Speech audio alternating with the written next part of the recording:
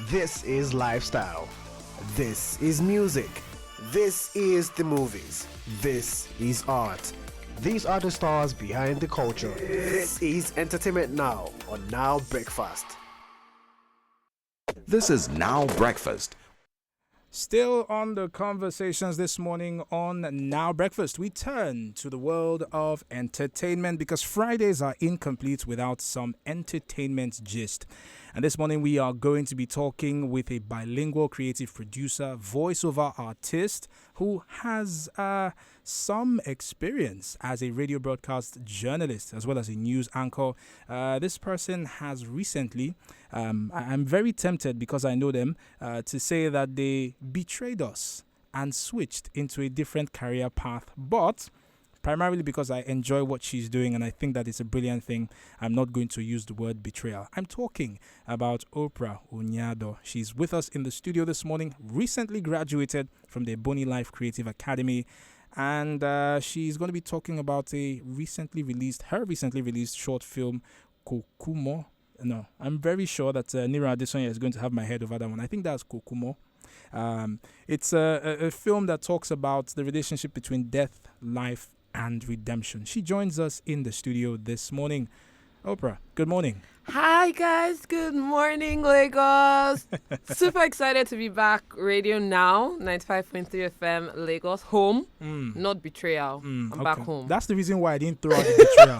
I said I was tempted, but I ignored temptation. It is super, super awesome that, I get to be here, but on the other side of the mic, after, should I say a few years? Jeez, that's scary. That's scary. I think over a year, to be fair. Okay, so if you're curious as to what we're talking about, we're going to play you the audio from the trailer of Kokumo, and then we'll jump into the conversation with Oprah in just a moment. You're still on to Entertainment Now. Do stay with us. I do something way bad.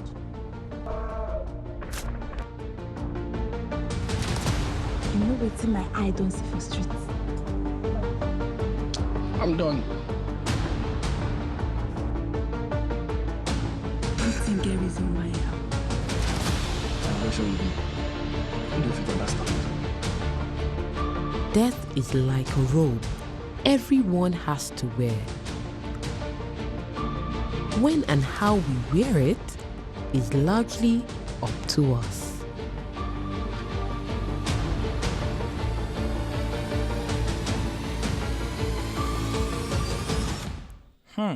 Okay, so this is very unlike the more recent trailer of Dwayne Johnson's Christmas-related film, where from the trailer I could tell everything that was going to happen in the film. This one has me asking questions. What are we talking about, first of all? I love that it has you asking questions. It means that the interest is there to actually want to go and watch the film. Oh, yeah. So this is a short film released as a student final project from my cohort 12 of the Ebony Life Creative Academy, which is sponsored by the Lagos State government but is an initiative of Moabudu. Kokumo is a story that, it introduces us to a man by name Kokumo, which actually means the one who cheats death in Yoruba. Right. So it's a story that kind of walks us through the nuances of life, death, and redemption. So he's committed a crime. He's actually killed, someone. And then he has a strange encounter with someone in a park. And this is me not wanting to give a lot away, right? But he does have an encounter and, walks us through just the conversation around death and life and ultimately redemption. So, yeah. As a Nigerian whose culture has a lot of that, I think it's definitely intriguing. Amongst the Yorubas, those who die and come back are referred to as Abiku and so on and so forth. So generally, our culture always talks about death, rebirth, and so on. In putting this film together, I'm very interested in knowing what sort of sources you tapped into. Of course, you're of Eastern Nigerian extraction. The title of the film is obviously of Southwestern extraction as well. Did you have to? Was it easy to find sources in our culture to tap into and bring this story to life? That's a good question. And just to further explain, how we worked on this project, again, it was very collaborative among different departments of the Urban Life Creative Academy. So Kokomo was actually written by a student in the script writing department. He's, originally Yoruba, Akinwale Akinade.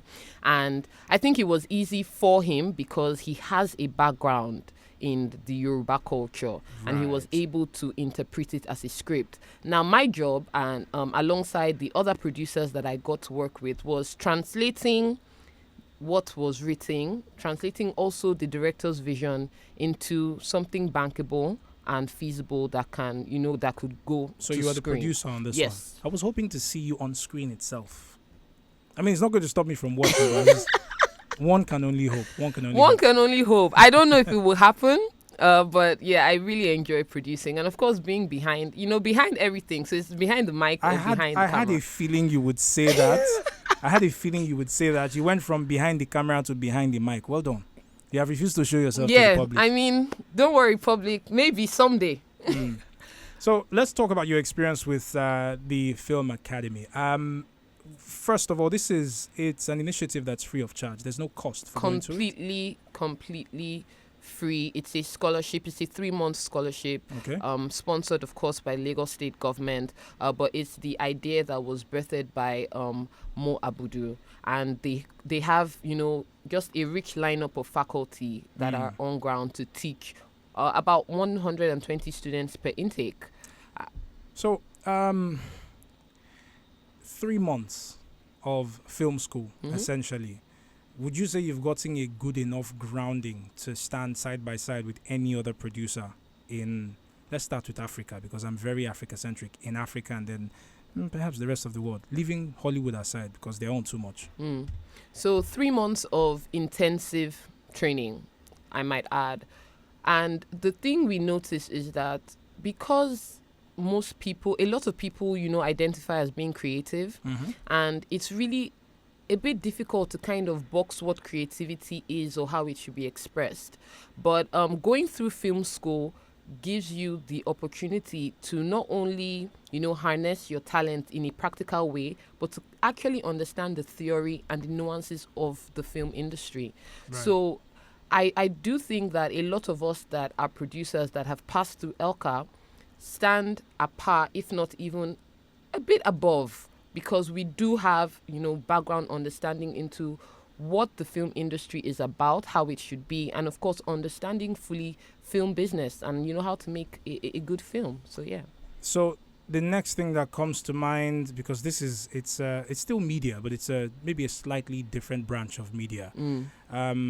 As somebody who went into this from being a broadcast journalist, do you think this is a switch that a lot of other Nigerians should make? Essentially, what sort of opportunities do we have for Nigerians who want to get interested in film? I know that we have the third biggest film industry, the third biggest in the world. Yes. So is there still space for newcomers and for people who want to brush up on their existing skills?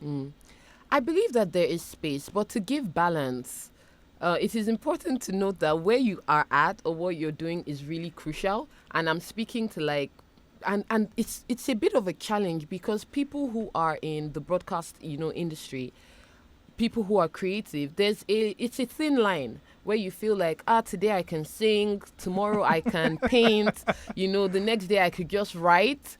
And it's a free world and you can freely express your gifts and talents, right? But wherever you find yourself as a niche per time, I think is really, really important because we do need the broadcast journalist. Everybody will not become a filmmaker, right? Of course. We do need the musicians because, we need good music to relax as well. So just have that as a balance that wherever you are right now is a good niche that you can develop. To your question as to whether there is room, I think the sky is big enough. And, I always say this thing that everyone has a story. There are so many stories out there. Our life's experiences are largely different. That is just a room to explore. What a northerner experiences in terms of marriage is really different from what someone in Kenya, understands of it. And those are two different experiences two different stories that can be explored, that can be created. So there is room enough. There is more than enough stories that can be told. You're right when you talk about the number of stories that we have. There are millions of stories that can be told. But the beauty of being Nigerian is that you always find something to say. Definitely. With this particular film, it's the trailer gives me this sense of something dark, something gritty, something that you have to focus on every word that you hear. Yeah. Are you? Is this the line? Is this the path you want to follow, or is this? I know it's a collaborative project, essentially your graduating project, if we can describe it that way. But has this intrigued you enough to say, okay, I will tell stories that are like this, or are you going to surprise us down the line and come up with a comedy, a rom-com? You know, I really do not want to kind of have a straitjacket when it comes to creativity. I'm very open-minded and very open to exploring, diverse sort of media. There are a few things I might be tilted towards, and there are also a few things that, might not really appeal. But I'm really, really open. I don't think perhaps I have found that this is it. This is this is what I want to tell. But I'm open to telling authentic African stories as they come. So, right. So beyond Ebony Life Academy, we've had conversations fairly recently about how it seems as though major streaming platforms are starting to rethink Africa as an investment destination. Have you found that to be the case? Does that scare you in any way, or are you just going to say, look, I don't care, I have stories to tell. There will always be somebody who wants to show this story to the entire world? Yes. I mean, there would always be someone. I think, and again, as you said, I mean, the world is opening up to Africa. Right. African filmmakers now are gaining, the spotlight. We're a hot cake. Let's definitely. Call it speed. I was on another interview earlier this week, and I was telling them that in Nigeria right now, we don't have a quantity problem. We can churn out that content very quickly as well. What we have, is a quality problem. And where I stand is being at the intersection, ensuring that the stories that I put out or the productions that I put out in collaboration with other people, or if it's even a solo or independent project, meet that quality criteria. Right. And of course, once you have a quality project, it's just a matter of time. It will garner the attention of the right streamers. It will garner the attention of just the right platform that you really want to use to express it. So, yeah. So, finally, where can we watch Kokumo? Beautiful question. Before I get into that, right? I want to appreciate everyone who worked on the Kokumo project, from our directors, co-director Olamide Soginu and Adinka, to the writer, and of course my amazing co-producers Imaria, Onome, and Tosin, and the rest of the entire crew. Guys, all across Lagos and beyond, you can now watch Kokumo. It's showing live on YouTube on the Ebony Life Creative Academy channel. Just press play. Yeah. So definitely have something I'm going to be doing this weekend. But definitely. Oprah, thank you very much for coming by. It's an absolute pleasure to see you again. I'm pretty sure that there's a few people who will try and blow up the phone lines. I'm telling you. See, guys, I've missed you. I've missed reading the news at 6 a.m. But yeah. We'll discuss how well you missed it shortly. Lagos, Nigeria. Our conversations switch in just a moment from entertainment to news extra. We're focusing on Iran and the elections which are happening today. Do stay with us. Every Saturday on Radio Now 95.3 FM Lagos, we bring you conversations that provide insight into relevant issues across the borders. Join Ireti Bakare Yusuf on Borderlines as she discusses the Israel-Palestine conflict. Borderlines on Radio Now is a recorded broadcast produced in association with Nigeria Info FM. Borderlines, Saturday, 9 a.m. on Radio Now 95.3 FM, Lagos.